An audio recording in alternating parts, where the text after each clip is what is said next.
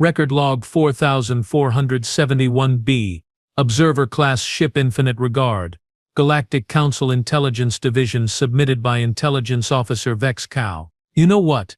I've been monitoring sentient species for 300 cycles now, and I thought I'd seen everything.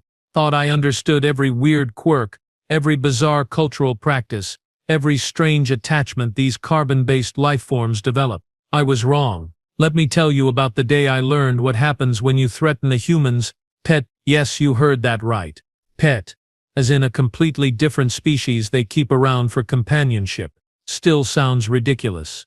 Just wait. It started on Station Prometheus 7, one of those massive trade hubs where every species mingles, barters, and pretends to get along. I was there on routine surveillance, watching the humans do their usual thing, drinking terrible beverages, laughing too loudly, and making friends with literally anyone who'd stand still long enough. That's when I first saw Marcus Webb. Average human, really. Brown hair going gray at the temples, worn jacket that had seen better decades, and this perpetual half-smile like he knew some cosmic joke the rest of us hadn't figured out yet. But what caught my attention wasn't Marcus himself. It was the creature following him. Now, I'd read the reports about human pets, but seeing one in person, completely different experience. This thing, this dog as they call it, was massive. Probably reached Marcus's waist, covered in golden fur that somehow looked both scruffy and majestic at the same time. It walked beside him without a leash, without restraints, just following, trusting. The dog's name, I later learned, was Apollo, because of course humans name their pets after ancient deities. Why wouldn't they? I watched Marcus and Apollo navigate through the market district, and here's what fascinated me. Every species gave them a wide berth, not because they were scared exactly. More like, confused. See, in most civilized societies, if you keep another species around, it's either for food, labor, or some kind of symbiotic necessity. The Kreth keep cleaning organisms. The Mulveri breed processing units. Logical, rational, purposeful. But humans, they keep these animals just to have them around, for emotional support, for companionship, and they treat them like family. Absurd, right? That's what I thought too, until I saw Drexno and his crew show up. Drexno. Now there's a name that makes even seasoned station security nervous. Vraxian Enforcer. Wanted on 14 systems, built like a cargo hauler and twice as mean. He rolled into that marketplace with 6 of his crew, all of them looking for trouble. All of them armed with weapons that definitely violated station regulations. Marcus was examining some kind of fruit at a vendor stall, Apollo sitting patiently beside him, when Drexno's crew swaggered past. One of them, a Vraxian called Krell. He sees Apollo and he laughs. Not a friendly laugh. The kind of laugh that's all edges and malice. Look at this, Krell announces to his buddies, loud enough for the entire sector to hear. The human brings his food supply with him. How efficient. A few of them chuckle. Apollo's ears twitch, but the dog doesn't move, just sits there, calm as anything. Marcus slowly puts down the fruit, turns around, and when I saw his face, something in his expression changed. Not anger. Exactly. Something colder. More controlled. That's my dog, Marcus says quietly. Just stating a fact. Krell takes a step closer to Apollo, still grinning that nasty grin. Your what? Your pet? Your companion creature. He makes air quotes with his clawed hands, mocking. Tell me, human, what happens if your pet gets damaged? Now, I've seen tense situations before. I've watched diplomatic incidents unfold, seen negotiations break down, observed the precise moment when peace becomes war. But this was different. Apollo growls. Low, deep rumbling. It's not loud, but every species within 20 meters suddenly finds somewhere else to be. Even I felt it through my sensors, that primal warning that transcends language. Marcus raises one hand, barely moves it, and Apollo stops growling. Immediately, just like that. I'd strongly suggest, Marcus says, his voice still quiet but somehow carrying across the suddenly silent marketplace, that you walk away, right now. Drexno steps forward then. All 7 feet of armored Vraxian muscle. Or what, human? You'll sick your little pet on us. We eat creatures like that on my homeworld. The thing about humans, the thing we always forget in the intelligence reports, is this: they're persistence hunters, predators, and not just physically, mentally. Emotionally, they hunt problems until those problems stop existing. Marcus doesn't move, doesn't blink. Last chance. Krell reaches for Apollo. What happened next took approximately 4.7 seconds, but I've reviewed the footage at least 100 times, and I still can't quite believe it. Apollo moves first. The dog lunges forward, not attacking but positioning itself between Krell and Marcus. The movement is so fast, so precise, that Krell actually stumbles backward. Then Marcus moves. I don't know what kind of combat training humans receive, but Marcus flows into motion like water finding cracks. He grabs Krell's extended arm, does this twisting thing, and suddenly the Vraxian is face down on the deck plating with Marcus's boot on his neck. 3.2 seconds. The other crew members reach for their weapons. Apollo barks once sharp and commanding, and two of them actually freeze, actually pause mid-draw, because a dog told them to. And then the really interesting part happened. Station security arrives? No, station security was probably still getting their equipment ready. What arrives is humans, lots of humans. They just appear, from shops, from corridors, from vendor stalls. 15-20 humans, all converging on the scene, not running, walking, purposefully. And every single one of them has this look, this expression that says very clearly, you just threatened one of ours. See, here's what I learned that day. Here's what the intelligence briefings never quite capture. Humans don't just keep pets, they bond with them, create these relationships that go beyond logic, beyond reason. And when you threaten a human's dog, you're not threatening property. You're not threatening a possession. You're threatening family. Drex, no, to his credit, is smart enough to read the situation.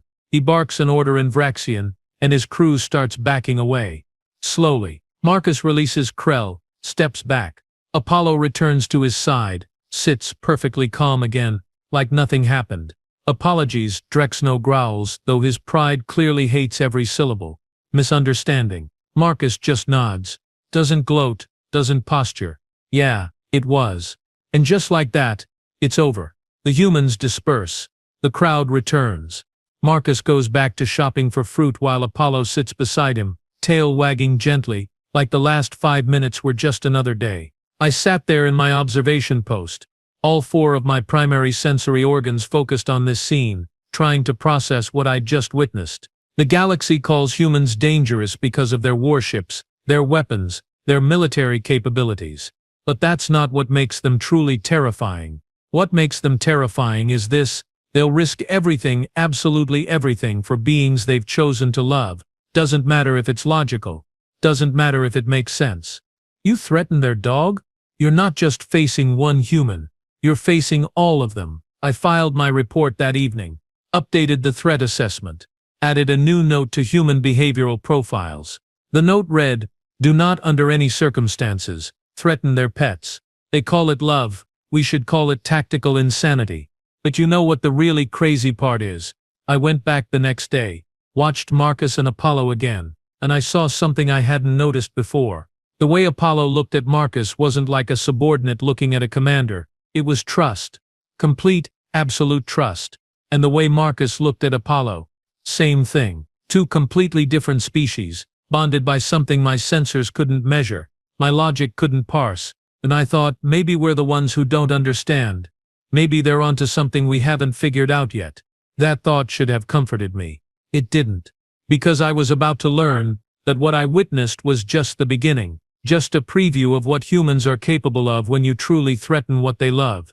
But that's a story for my next report. Record log 4471C, Observer Class Ship Infinite Regard, Galactic Council Intelligence Division, submitted by Intelligence Officer Vex Kyle. So remember how I said that incident with Drexno was just the beginning? Yeah, I really wish I'd been wrong about that. 3 days after the marketplace confrontation, I'm still on Station Prometheus 7, still monitoring human behavioral patterns, still trying to understand this whole pet phenomenon. I figured the situation had resolved itself. Drexno and his crew had backed down. Everyone went home. Case closed. Turns out, Vraxian enforcers don't handle embarrassment well. I should have seen it coming. Should have recognized the pattern. But here's the thing about observing species from a distance: you miss the details. The small moments. The quiet conversations happening in shadowy corners of the station where my sensors don't quite reach. Day 4. Morning cycle. I'm tracking Marcus's usual routine. He's at a small cafe near the residential sectors. Apollo lying under the table while Marcus drinks something brown and steaming that humans inexplicably consume for energy. They're creatures of habit. Humans. Routines. Patterns. That's what Drexno was counting on. I don't see them arrive. Neither does Marcus. But Apollo does. The dog's head snaps up, ears forward, body going rigid, not aggressive. Alert, that's when I scan the surrounding area and detect 6 Vraxian life signs moving into position around the cafe. Oh no, Marcus notices Apollo's change in posture, sets down his drink. His hand moves to a communication device, but before he can activate it, Grell appears at the cafe entrance. Morning human, Grell says, all false friendliness. We need to talk about the other day, about respect, about apologies. Marcus stands slowly. Apollo rises with him, moving to position himself between Marcus and Krell. The other patrons in the cafe are starting to notice, starting to get nervous. There's nothing to talk about, Marcus says calmly. You walked away, smart choice. Keep making smart choices. Krell laughs. It's not a pleasant sound. See, that's the problem. You made us look weak. Made Drexno look weak. Can't have that. 2 more Vraxians enter through the back. Marcus is surrounded now, and he knows it. But here's what's interesting. He doesn't look scared. He looks calculating. Last time, you threatened my dog, Marcus says quietly. You really don't want to make that mistake again. Oh, we learned, Krell grins, showing way too many teeth. This time we're not threatening. This time we're taking. See how much you care about your pets when we sell it to the fighting rings on Kelmar 3. Apollo's growl starts deep in his chest. Marcus's jaw tightens. And that's when I make my biggest mistake as an intelligence observer. I decide to just watch. To document. To not interfere. I should have interfered. Krell pulls out a neural stun device. Illegal on most stations, but when has that ever stopped criminals? He aims it at Apollo. Marcus moves, fast. He's between the weapon and Apollo before my sensors can track the movement properly. The stun blast hits him instead. He goes down hard, muscles seizing. Apollo goes absolutely berserk. I've seen combat footage. I've watched predators hunt across 100 worlds. I've never seen anything like what happened next. The dog lunges at Krell with such force that the Vraxian stumbles backward into a table. Apollo doesn't bite to wound. He bites to neutralize, grabbing Krell's weapon arm and shaking with enough force that I hear bones crack even through my audio filters. The other Vraxians rush in. Apollo releases Krell, spins, blocks one attacker with his body while snapping at another's leg. It's not random aggression. It's tactical. Precise, like he's been trained for this.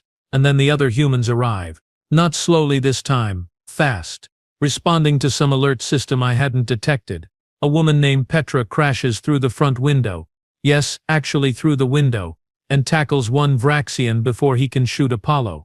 A man called James appears from the kitchen with something that looks like a cooking implement but swings like a combat staff. Within 30 seconds there are 12 humans in that cafe, and every single one of them is fighting like they've done this before, like they've trained for exactly this scenario. I'm frantically updating my threat assessment files when I notice something that makes my analysis subroutines freeze. Marcus is back on his feet. Shouldn't be possible. Neural stunners keep most species down for at least 5 minutes. But he's up, moving to Apollo's side, and his eyes are tracking every threat in the room with mechanical precision. Stand down, Marcus says, not shouting, barely raising his voice. All of you stand down. And here's the absolutely terrifying part. Both the Vraxians and the humans stop fighting. Immediately. Marcus looks at Drexno, who's just entered through the main door with reinforcements. You came after my dog. It's not a question. It's an observation. A statement of fact that hangs in the air like a death sentence. Drexno is smart enough to look uncertain. Business. Human. Just business. No, Marcus says softly. Apollo sits beside him, bleeding from a shallow cut but otherwise alert, focused. This stopped being business the moment you aimed a weapon at him. This became personal. Station security finally arrives. A whole squad of them, heavily armed. The ranking officer takes one look at the scene. Damaged cafe, injured Vraxians, furious humans, and lets out what I can only describe as a deeply exhausted sigh. Webb, the officer says wearily. Tell me this wasn't about the dog. They tried to take Apollo. Marcus replies simply. The security officer actually flinches. They what? Are they suicidal? Wait, the station security knows about this? Knows about the human pet bond? I start accessing security databases, pulling reports I should have read weeks ago. Oh no. Turns out this isn't the first incident. Not even close. There's a whole category in station security files. Pet-related altercations. 17 incidents in the last cycle alone. Every single one started because someone threatened, insulted or tried to harm a human's companion animal. Every single one ended badly for the instigator. The security officer turns to Drex. No, you're done on this station. You and your crew, you're gone. Permanently. On what charges? Drex no snarls. Violation of Code 447, subsection 12. The officer recites. Threatening a registered companion animal with intent to harm. It's right there in station law, has been for 2 years ever since the humans joined the station council. I checked the regulations, sure enough, there it is. Humans actually got legislation passed protecting their pets. And the penalty? Immediate expulsion from the station. Drex no looks like he wants to argue, wants to fight, but he's smart enough to recognize when he's lost. He signals his crew. They start backing toward the exit. This isn't over, Krell mutters as they leave. Marcus doesn't respond. Just kneels down, checks Apollo over with gentle hands. The dog licks his face, tail wagging despite the injury. The other humans start dispersing. Petra claps Marcus on the shoulder. James gives Apollo a scratch behind the ears. It's all so casual, so normal, like they didn't just engage in coordinated combat to protect one dog. After security clears out, after the cafe owner starts cleaning up, looking more resigned than angry, I watch Marcus and Apollo walk back toward the residential sector. And I finally understand. It's not about logic, not about utility, not about any rational calculation of cost versus benefit. Humans bond. They attach. They create connections that override their survival instincts, their common sense, their entire threat assessment protocols. You threaten their dog? You don't just face one human. You face their pack, their family, their entire support network of other humans who understand that bond because they have it too. I update my intelligence report, add new classifications, revise threat assessments. But the real revelation, the thing that keeps me analyzing this data over and over, is this: humans aren't dangerous because they're violent. They're dangerous because they love so fiercely that they'll fight impossible odds, face superior forces, risk everything for beings they've chosen to protect. They call it loyalty, devotion, love. The galaxy should call it what it really is, the most powerful tactical advantage any species has ever evolved. 3 days later, Marcus and Apollo are back in that same cafe, same table, same routine. Apollo's cut has healed. Marcus drinks his terrible brown liquid. Everything seems normal. Except now every other species on the station gives them a wider berth, shows a little more respect. Because word spreads fast in a place like Prometheus 7. Don't mess with the humans. And definitely, absolutely under no circumstances don't threaten their dogs. I'm filing this report and requesting reassignment. Not because I'm scared of humans, not because I can't do my job, but because I've realized something that makes continuing this observation very difficult. I respect them, maybe even like them, and that's a problem for an intelligence officer who's supposed to remain objective. Besides, I heard Marcus talking about getting Apollo a friend. Another dog. Something about a rescue from Earth. If one dog causes this much chaos, I really don't want to be around to document what happens with two. End report. Intelligence Officer Vex Kaal signing off. Next assignment. Literally anywhere else in the galaxy. The end.